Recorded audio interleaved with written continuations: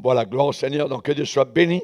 Particulièrement, nous saluons tous ceux qui nous écoutent, nos internautes, particulièrement ceux qui nous regardent à la télévision au travers de la terre. Que Dieu vous bénisse, que Dieu vous continue à vous garder et à vous protéger. Nous parlons particulièrement donc de la plus belle des romances et nous allons aller maintenant faire la lecture dans Genèse, chapitre 24.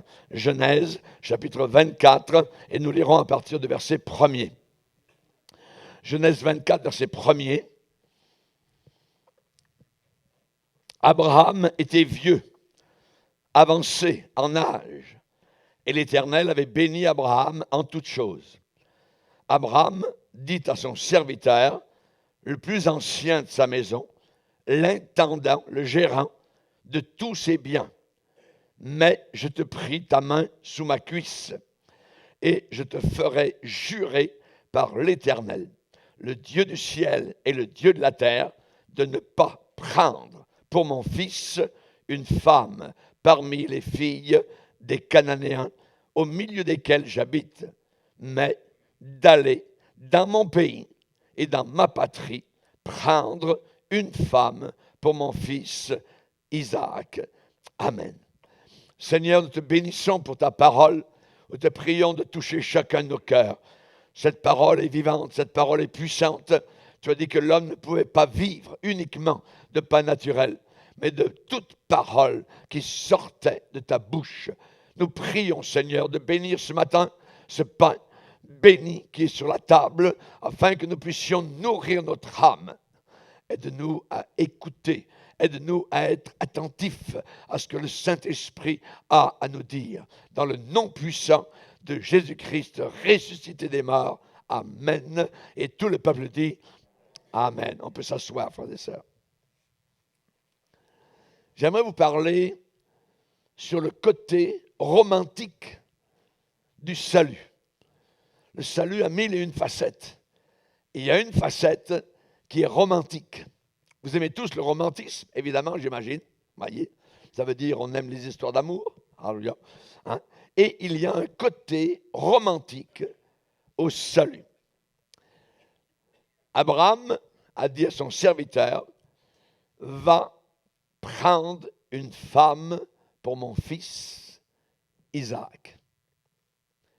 Tu vas aller chercher une femme pour mon fils Isaac.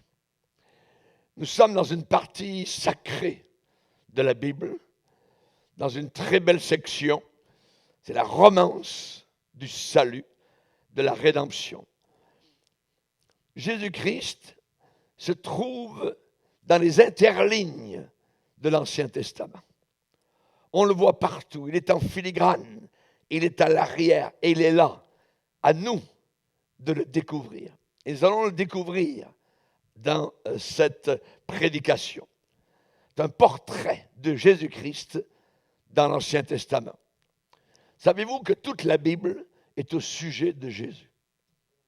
Toute la Bible, évidemment, parle de Jésus. L'Ancien Testament annonce que quelqu'un s'en vient. C'est l'Ancien Testament. Les évangiles nous disent que quelqu'un est venu. Et les épîtres et l'Apocalypse nous disent que quelqu'un va revenir.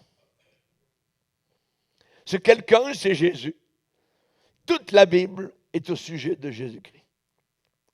Lui-même, Jésus a déclaré dans Jean chapitre 5, vous sondez les Écritures. Ça veut dire l'Ancien Testament, puisque le Nouveau Testament n'avait pas encore été écrit. Vous sondez l'Ancien Testament, les Écritures. Ce sont elles qui rendent témoignage de moi. Donc, l'Ancien Testament rend témoignage de Jésus-Christ. Quand vous lisez l'Ancien Testament, quelque part dans les ombres, vous allez trouver le Seigneur. Vous allez trouver Jésus. C'est très intéressant parce que les prophètes de l'Ancien Testament ont parlé de Jésus. Ils ont peint des portraits du Seigneur Jésus-Christ avant qu'il soit venu sur cette terre. Comment voulez-vous peindre un portrait de quelqu'un que vous n'avez jamais vu? C'est ce que les prophètes de l'Ancien Testament ont fait. Par exemple, Pierre l'apôtre va dire, Les prophètes qui ont prophétisé touchant la grâce qui vous était réservée ont fait de ce salut l'objet de leurs recherches et de leurs investigations, voulant sonder l'époque et les circonstances marquées par l'Esprit de Christ qui était en eux. Pierre va dire dans la 2e épître, c'est poussé par le Saint-Esprit que ces hommes ont peint le portrait de Jésus-Christ avant qu'il n'arrive, avant même, voyez. Par l'inspiration du Saint-Esprit, ils ont peint Jésus-Christ avant même qu'il vienne sur terre, celui qu'ils n'avaient jamais vu. Psaume 22 nous parle de cela. Ils ont percé mes mains et mes pieds. C'est David qui a écrit ça. Il parlait de Jésus. Isaïe 53, il a été emmené à la boucherie comme une brebis muette devant ceux qui le tondent. Il parlait de Jésus. Psaume 16 nous parle de sa résurrection. Dans l'Ancien Testament, on voit Jésus. Et je trouve beaucoup de plaisir, moi comme pasteur, à chercher Jésus-Christ, à sonder, à le trouver dans la Genèse, dans le Lévitique, dans le Deutéronome. On le trouve dans les psaumes, on le trouve dans les prophètes. Il est là, et à nous de le découvrir. Le portrait de Jésus-Christ que l'on voit dans Genèse 22, par exemple. Rappelez-vous Abraham, le père, qui prend Isaac, son fils, et qui l'emmène sur une montagne pour le sacrifier. Pour le sacrifier.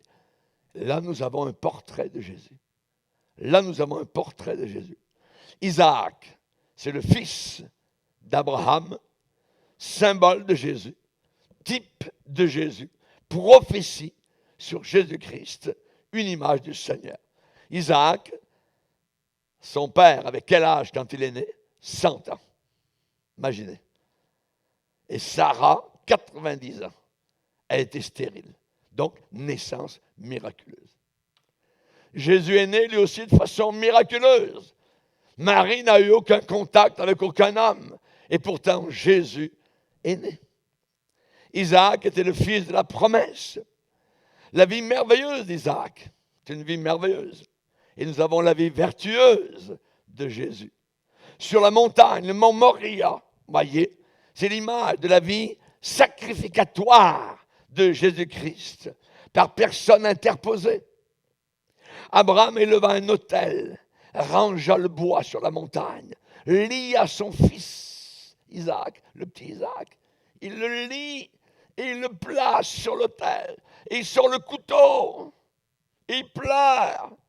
Et rappelez-vous, à la fin, Dieu arrête le bras d'Abraham et lui montre un bélier qui était pris dans les buissons quelque part. Particulièrement, on a, je dirais de façon figurative, dans la pensée d'Abraham, Isaac était offert et ensuite Dieu allait le ressusciter.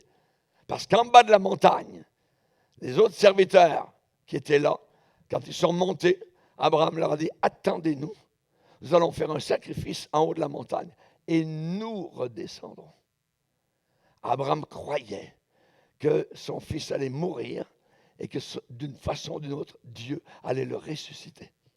Nous redescendrons. Il a dit, je ne redescendrai pas tout seul. Et pourtant, il savait qu'il devait sacrifier son propre fils. Alléluia. La résurrection de Jésus-Christ, c'est ça que nous avons, voyez. Nous reviendrons près de vous, avait dit Abraham. Dans Hébreux 11, il est dit, Abraham pensait que Dieu est puissant, même pour ressusciter des morts son fils Isaac. Aussi le recouvra-t-il par une sorte de résurrection. Et quand Isaac est sorti un soir dans les champs, à l'extérieur, c'était pour attendre une épouse qui s'en venait à d'autres chameaux au loin. Et ça nous parle évidemment que Jésus va revenir. Alléluia. Il va se présenter au bord du champ de la terre et nous allons monter en sa présence. Alléluia. Et nous serons pour toujours avec lui. Alléluia. Genèse 24, c'est Isaac qui accueille son épouse. Il accueille son épouse. C'est l'image, le symbole, la prophétie sur Jésus-Christ qui va accueillir son Église. L'Église, c'est quoi? L'Église, c'est l'épouse de Jésus-Christ. C'est l'épouse du Seigneur. nous avons la romance de la rédemption. C'est la plus grande histoire d'amour du monde. La plus grande. L'amour de Jésus envers les siens, envers son Église. Alléluia. Cette Église, il nous a dit qu'il se l'est acquise au prix de son sang. Au prix de son sang. L'amour de Jésus envers chacun d'entre nous. Depuis l'éternité passée, Dieu avait planifié, avait pensé, avait ordonné, avait prophétisé que son Fils aurait une épouse. Son Fils Jésus allait avoir une épouse pour l'éternité. Apocalypse 19, il est dit, son épouse s'est préparée. Et il lui a été donné de se revêtir de fin lin pur, blanc, sans tache.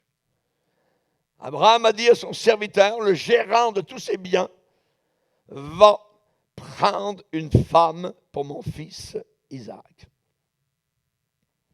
Va prendre une femme pour mon fils Isaac. Le Fils de Dieu aura une épouse. Il aura une épouse, l'Église, afin de la faire paraître devant lui.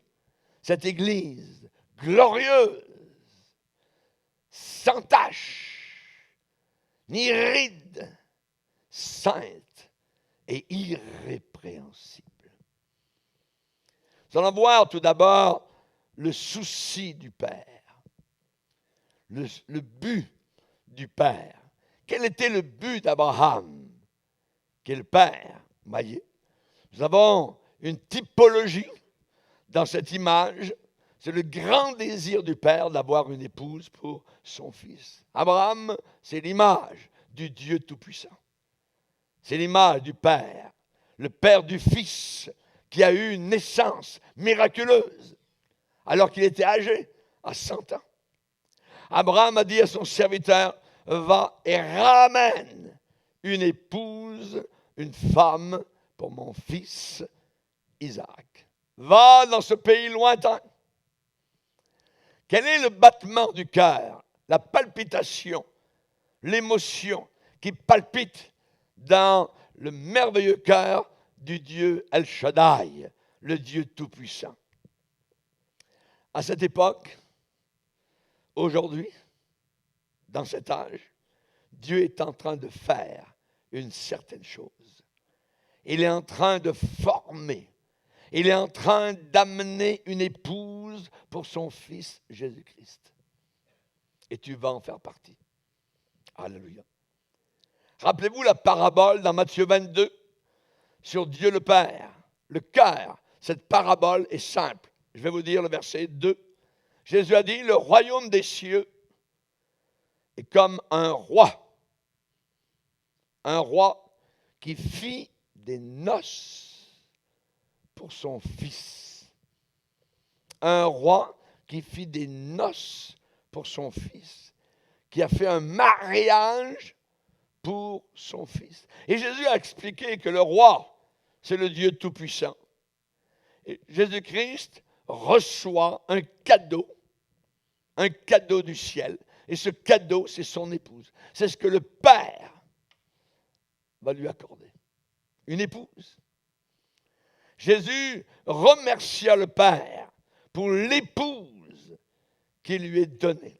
Il va dire dans Jean 17, Père, je veux que là où je suis, ceux que tu m'as donnés soient aussi avec moi, afin qu'ils voient ma gloire, la gloire que tu m'as donnée. Ça veut dire, Père, je veux te remercier pour l'épouse que tu m'as donnée.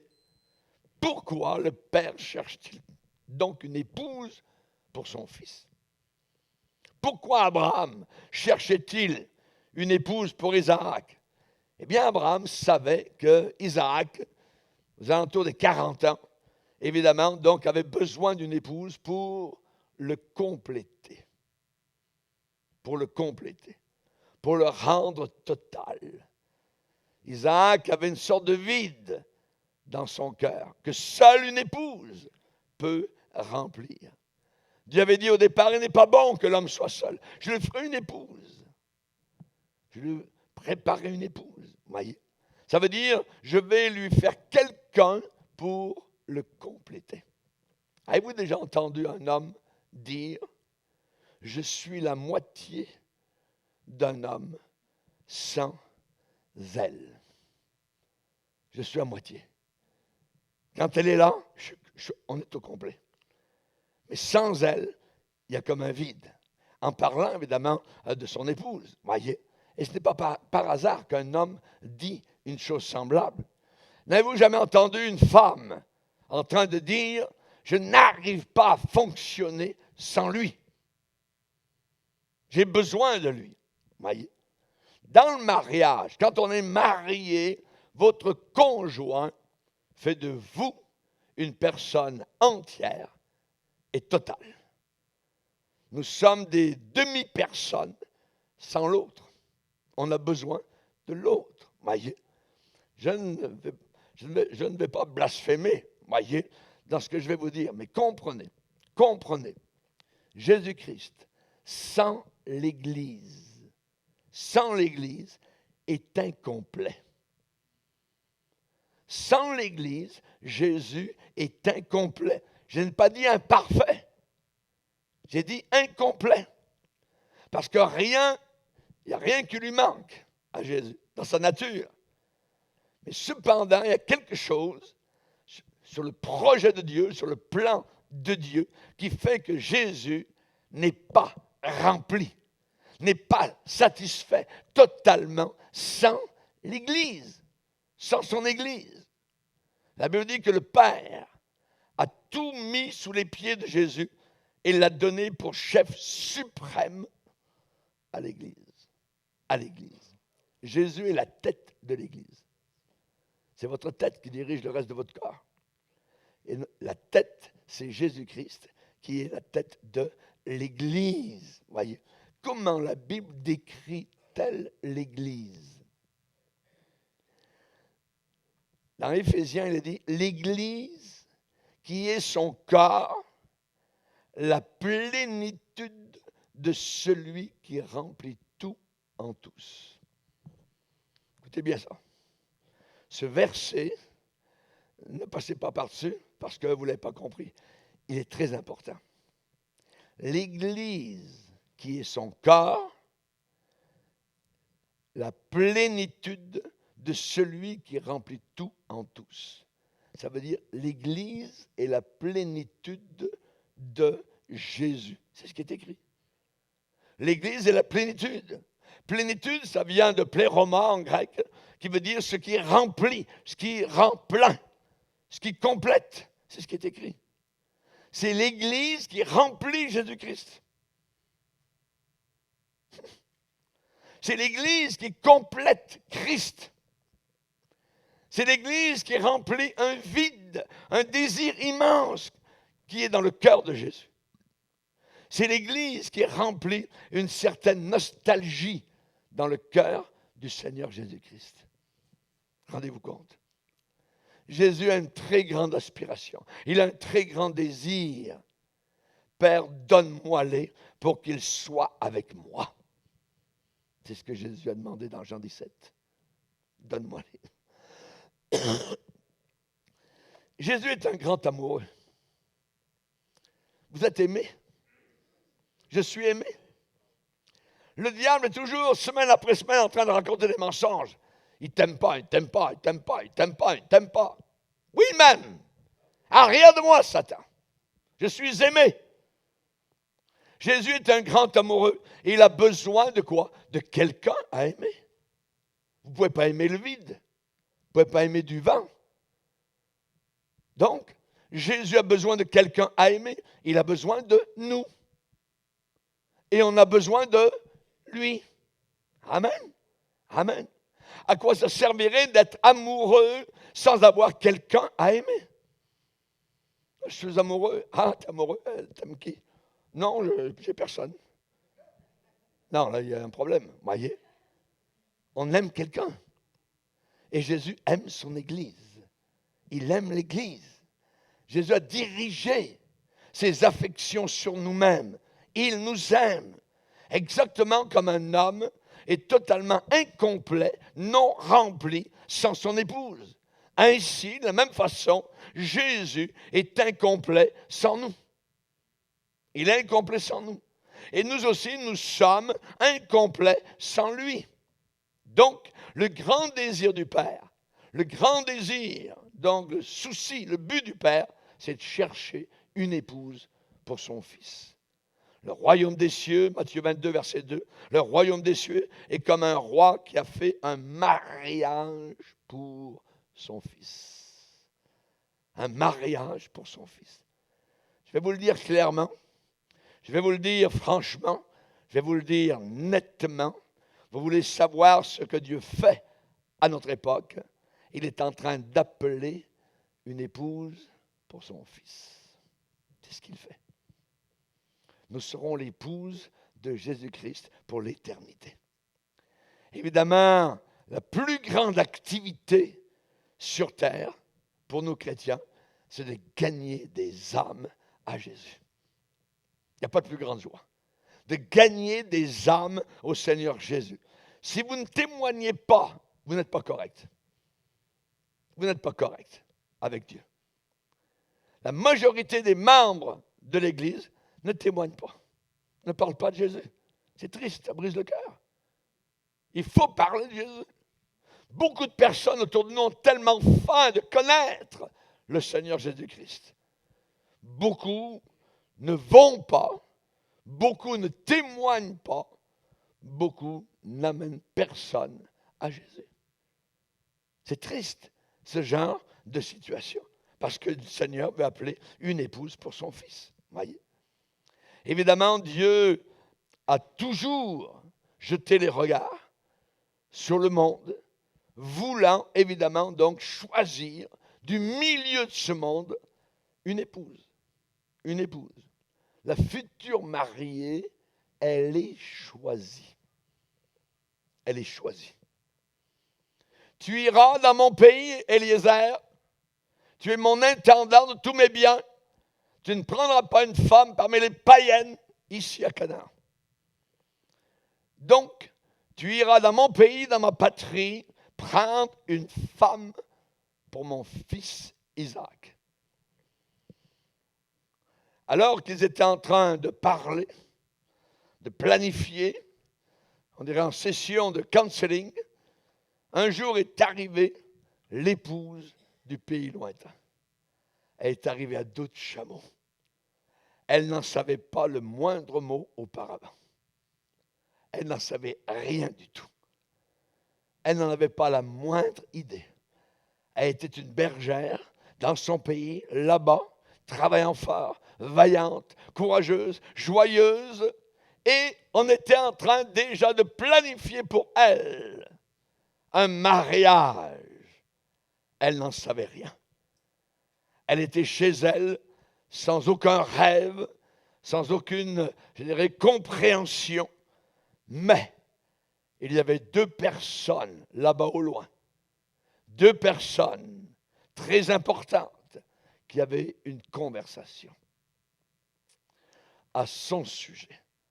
C'était le père Abraham et Eliezer, le serviteur, le gérant de tous les biens de la maison du père. Eliezer représente le Saint-Esprit, l'Esprit de Dieu, qui gère toutes les choses de Dieu. Alléluia. Dans le cœur de Dieu, Rebecca avait déjà été choisie. Alléluia. Quand le serviteur est arrivé dans l'entrée d'un certain village, il a mis son cœur en prière. Il a prié Dieu, Seigneur, que la jeune fille, à laquelle je dirais, penche ta cruche. Je te prie pour que je boive. Et qui me répondra, bois, et je donnerai aussi à boire à tes chameaux. Que cette jeune fille soit celle que tu as destinée à ton serviteur Isaac. Il a prié. à ton serviteur Isaac. Il y avait une future épouse, destinée, nommée, désignée, promise. Il y avait une future épouse appointée, conçue dans le cœur, dans l'esprit d'Abraham, le Père, prévue. Prévue. Vous n'êtes pas dans l'Église de Dieu juste comme ça, par hasard. Tout a été prévu à l'avance. Tout.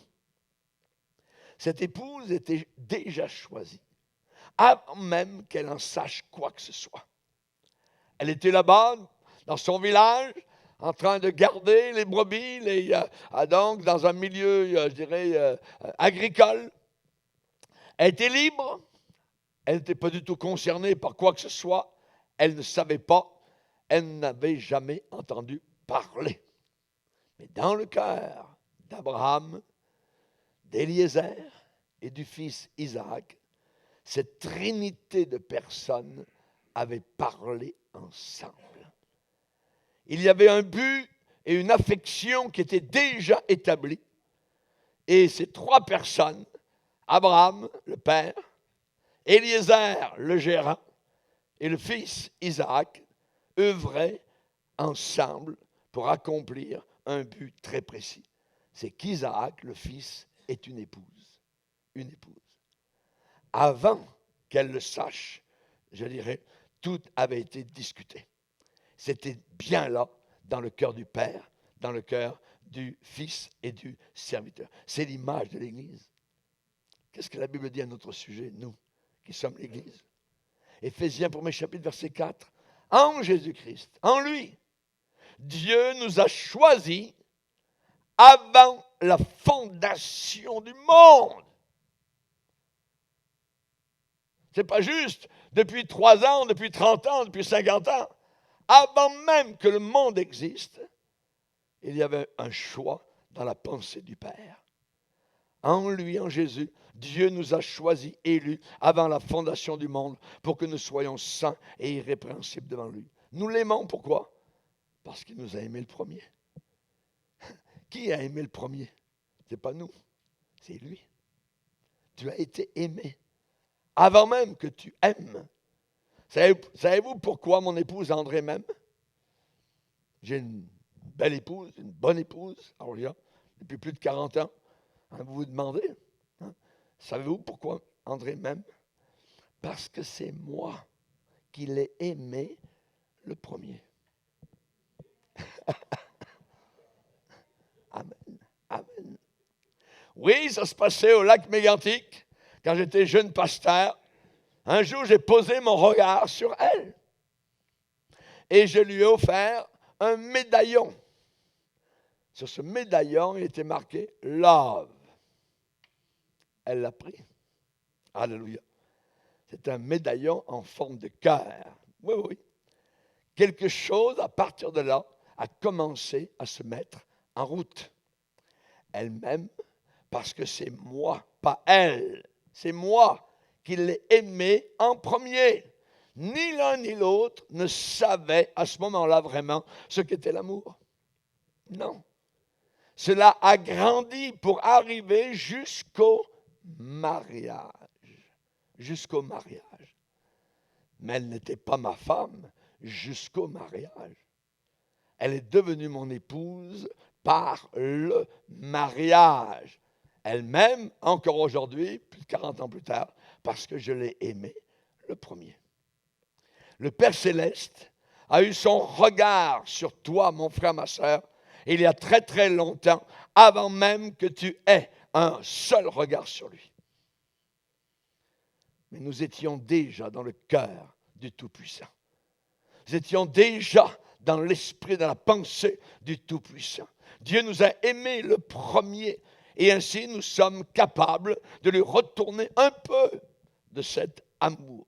C'est Dieu qui a fait le premier pas. C'est lui. C'est lui qui a fait l'ouverture. Rappelez-vous Lydie, cette femme qui est au bord de la rivière et qui écoute l'apôtre Paul. Il dit, le Seigneur lui ouvrit le cœur pour qu'elle soit attentive à ce que disait le prédicateur. C'est le Seigneur qui a ouvert le cœur à Lydie. Voyez. Paul va dire aux Philippiens, C'est le Seigneur qui a commencé en vous cette bonne œuvre. Ce n'est pas nous, c'est lui, le Seigneur. Jean va dire, nous l'aimons, c'est vrai, parce qu'il nous a aimés le premier. Le premier. L'apôtre Paul va dire aux Galates, premier chapitre, celui qui m'avait mis à part dès le sein de ma mère et qui m'a appelé par sa grâce. Depuis le sein de sa mère, il a eu le temps de tuer, il a eu le temps de persécuter, il a eu le temps de répandre du sang, mais dans la pensée de Dieu, il allait devenir un grand prédicateur. Amen. Quel est le programme du serviteur Eliezer? Ce serviteur, cette mission, voyez, qui est-ce que le Père va envoyer? Abraham dit à son serviteur, le plus ancien, le plus vieux de sa maison, l'intendant de tous ses biens. Ça veut dire le dirigeant de tous ses biens, le gérant de tous ses biens, qui avait autorité sur tous les biens de la maison d'Abraham. Mais je te prie ta main sous ma cuisse et je te ferai jurer par l'Éternel, Dieu du ciel et de la terre, d'aller prendre une femme pour mon fils Isaac. Son nom c'est Eliezer. Eliezer. Eliezer, si on prend ce nom-là, Yahel, qui est Dieu, Elohim, le Dieu Tout-Puissant, El Shaddai, voyez. Ezer, que veut dire Ezer? Eliezer. Ezer, ça veut dire serviteur. Celui qui aide, celui qui prend le tablier de travail, celui qui vient secourir. Voyez. Eliezer, ça veut dire il est le serviteur de Dieu, serviteur d'Elohim. Celui qui aide. Le Saint-Esprit est envoyé par le Père dans le monde pour chercher une épouse pour son fils. La Bible dit que le Saint-Esprit nous aide dans notre faiblesse. Il vient là pour nous aider dans nos infirmités. Certains m'ont dit, pasteur, ça me dérange un peu de penser que ça me dérange de penser que le Saint-Esprit est un serviteur. Moi, ça ne me dérange pas. Parce que Jésus est décrit dans la Bible comme étant le serviteur de l'Éternel. Si Jésus est un serviteur, le Saint-Esprit aussi peut être à notre service, peut nous aider dans notre faiblesse. Ça ne me dérange pas, voyez. Ça ne diminue pas quelqu'un, ça n'abaisse pas quelqu'un d'être un serviteur. Il y a des gens qui sont trop orgueilleux pour s'abaisser au service. Non, moi je ne peux pas faire ça, non. Mais Jésus lui-même, évidemment, s'est abaissé comme serviteur. Lui-même a pris le tablier et le Saint-Esprit, eh bien, c'est Eliezer, le serviteur de Dieu. Alléluia. Jésus a dit, le plus grand parmi vous sera votre serviteur. Votre serviteur. Quiconque s'élève sera abaissé. Quiconque s'abaissera sera élevé. Regardez bien autour de vous. Tous ceux qui se sont élevés ont été abaissés. Parfois très vite, parfois avec un peu plus de temps, mais Dieu ne peut jamais supporter l'orgueil.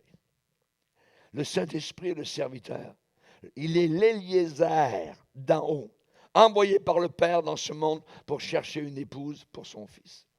Celui que Dieu a envoyé. Cette épouse, c'est l'Église. Et fois après fois, la Bible appelle l'Église l'épouse de Jésus-Christ. L'épouse de Jésus. Son épouse s'est préparée. L'épouse du Seigneur. Nous sommes l'Église, nous, l'épouse. Voyez, Eliezer est un serviteur très, très spécial. Voyez, Dieu va le garder tout le long du chemin jusqu'à trouver la future épouse. Et il va la trouver. Dieu veille sur tout cela. Amen. Dieu va lui permettre de rencontrer la belle Rebecca. Je t'instruirai et je te montrerai la voie que tu dois suivre. Dieu nous dirige. Nous ne sommes pas, je dirais, le jouet du hasard, des circonstances flottant dans la vie ici et là. Quand je place ma vie entre les mains du Seigneur, Dieu prend soin de ma propre vie et il me conduit dans la bonne direction. Eliezer n'est pas un serviteur ordinaire, il avait un droit de regard sur tout ce que le père Abraham avait. Il avait une autorité, Eliezer dirigeait, il gérait tout ce que le père Abraham donc possédait. Donc dans cette histoire, c'est simple. Abraham, c'est Dieu le Père. Isaac, c'est le fils du Père. L'Église, c'est Rebecca, l'épouse, la future épouse. Non. Et Eliezer, c'est le Saint-Esprit. L'héritier de ma maison, Eliezer de Damas. Voilà le grand but du Père. Tous ses plans se résument donc à appeler une épouse pour son fils. Quel que soit l'endroit où vous allez, il y aura toujours des gens qui auront faim de connaître le Seigneur Jésus. Le cœur rempli de compassion du Père désire tellement une épouse pour son fils. Et le grand cœur de Jésus va dire, je suis incomplet sans mon épouse, celle qui me remplit totalement et à capacité. Savez-vous que Jésus a des besoins? Il a besoin de nous. Raison pour laquelle il est triste quand on ne le rencontre pas tous les jours, quand on ne parle pas avec lui. Voyez, nous sommes destinés, nous sommes son époux, lui il nous aime, voyez. Et il ne veut pas qu'on s'éloigne de lui, il veut qu'on s'approche de plus en plus donc de lui. Alléluia. C'est vrai, nous voulons faire partie de cette merveilleuse romance du salut. Redites-moi l'histoire. C'est l'histoire la plus belle, la plus merveilleuse de l'amour de Jésus. Parlez-moi de la gloire qu'il promet aux élus. J'ai besoin qu'on m'instruise, car je suis ignorant, qu'à Christ on me conduise comme un petit enfant. Redites-moi l'histoire. Redites-moi l'histoire de l'amour de Jésus. L'histoire de la crèche jusqu'à la croix. Éveillez ma mémoire, oublieuse parfois, cette histoire si belle, dites-la simplement, elle est toujours nouvelle, répétez-la souvent. Amen. L'histoire de Jésus, c'est la plus belle histoire. Amen. Eliezer a dû premièrement convaincre Rebecca. La convaincre. Il arrive dans un pays, il dit à la jeune fille, voyez, donc, qui es-tu? Ainsi de suite. Voyez, il va lui poser des questions. Eliezer a dû convaincre Rebecca. Un bon vendeur. Ouais. Le Saint-Esprit persuade. Elle n'avait jamais entendu parler du père Abraham. C'est qui? Elle n'avait jamais entendu parler d'Abraham. Elle n'avait jamais entendu parler d'Isaac, le fils de ce père, au loin. Eliezer a commencé à lui parler. Je suis le serviteur d'Abraham. L'Éternel a comblé de bénédictions mon maître, qui est devenu puissant. Il lui a donné des brebis, des bœufs, de l'argent, de l'or, des serviteurs, des servantes, des chameaux, des ânes. On ne manque de rien à la maison de mon maître. Celui que je représente est puissant. Et il est très, très riche. Et que fait Eliezer? Il est en train de vanter Abraham. Il est en train d'élever Abraham. Eliezer parle deuxièmement du fils. Il parle premièrement du père. Ensuite, il va parler du fils. Et il va vanter le fils, Isaac. Eliezer témoigne du père et du fils. Rebecca, tu ne sais pas, mais la femme de mon maître s'appelle Sarah. Elle a enfanté dans sa vieillesse un fils à mon maître. Un fils qui est né d'un miracle. Il est fils d'une prophétie, fils de la promesse. C'est un bébé miracle. Il est né à mon maître alors que mon maître était vieux, avait 100 ans. Et Abraham lui a donné tout ce qu'il possède à ce fils. Tout ce que le Père possède appartient à ce fils miracle. Tout ce que je fais, moi, le serviteur, je témoigne et je parle des richesses du Père, ses brebis, ses bœufs, etc. et les ressources du Fils. Qu'est-ce qu'on a dans le Nouveau Testament? Jésus a dit, quand sera venu le Consolateur, que je vous enverrai de la part du Père, l'Esprit de vérité qui vient du Père, il rendra témoignage de moi. Il rendra témoignage de moi. Eliezer a fait un travail de vendeur. De vendeur. Il a vanté son produit. Alléluia. Eliezer a fait un très bon travail de vente ce jour-là. Il n'a pas parlé de lui.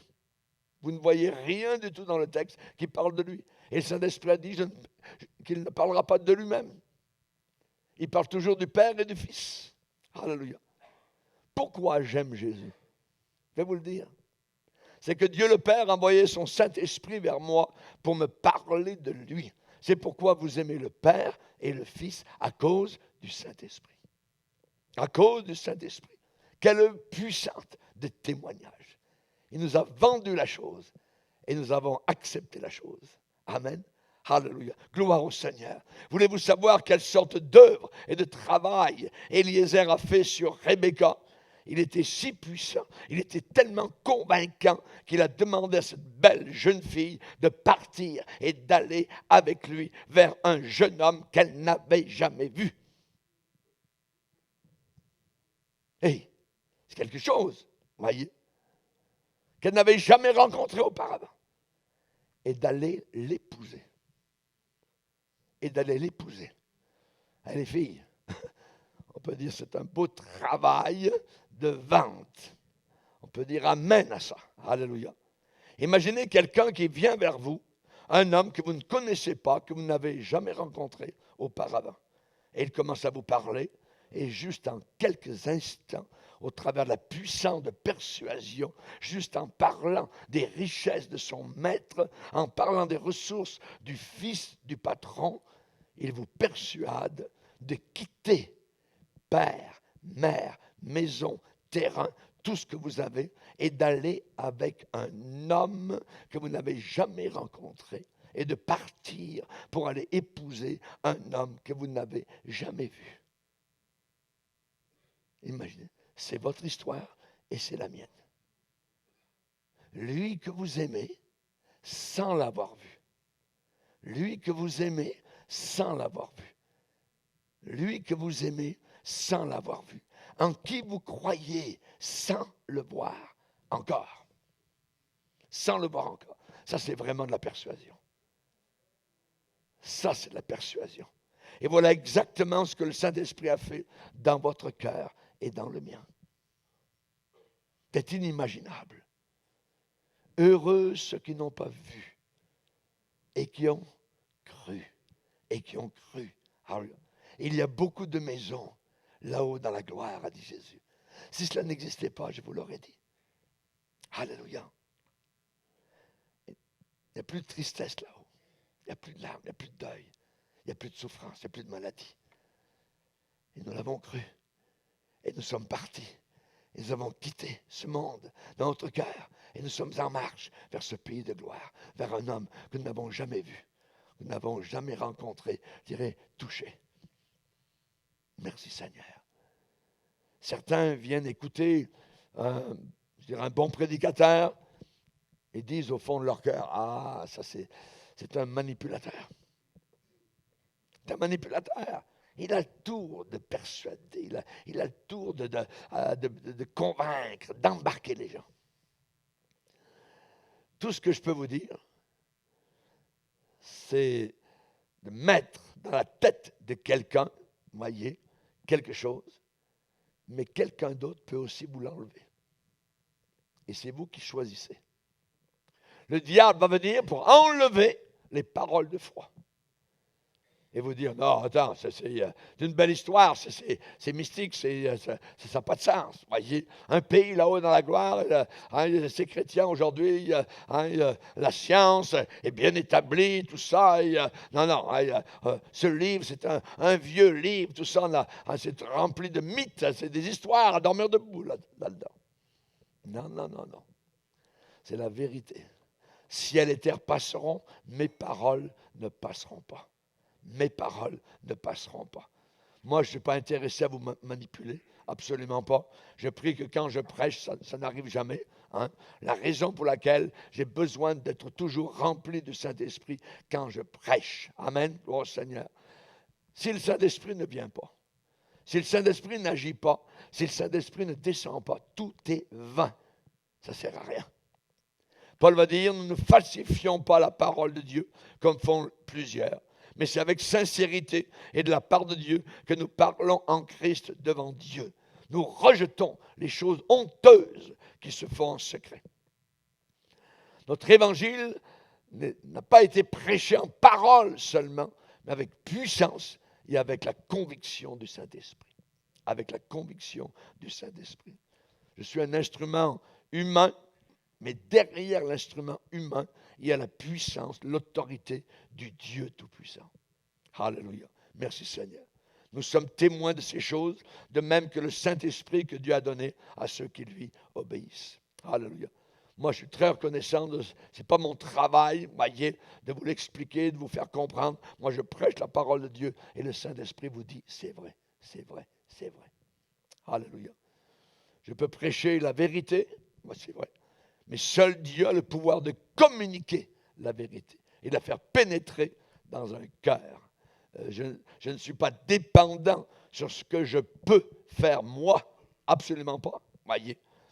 Les gens vont dire assis, ou qui vont m'écouter à la télévision, vont dire « Ah, c'est lui qui dit seulement ça, blablabla. Bla, bla, bla. » Les gens argumentent, les gens vont dire toutes sortes de choses.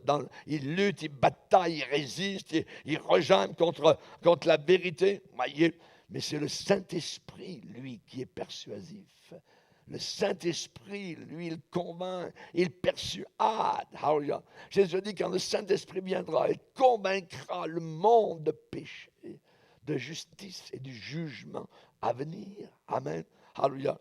Félix, quand il écoutait l'apôtre Paul, quand Paul lui a pointé son doigt sous son nez, alors que Paul était un prisonnier, qui tremblait? Pas le prisonnier, mais le chef de la prison tremblait. Il était convaincu. Alléluia.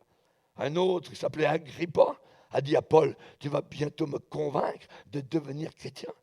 Parce que Paul prêchait, mais c'est le Saint-Esprit qui convainquait ces hommes. Il savait que c'était la vérité. Amen. Alléluia. Le serviteur a dit à la jeune fille Rebecca, veux-tu aller avec cet homme? Pardon, c'est sa famille. Hein? Veux-tu aller avec cet homme? Son père s'appelait Bethuel. Il y avait la maman particulièrement et il y avait Laban. Veux-tu aller avec cet homme? La question est posée. Qu'est-ce qu'elle a répondu? Moi, je trouve ça formidable. J'irai.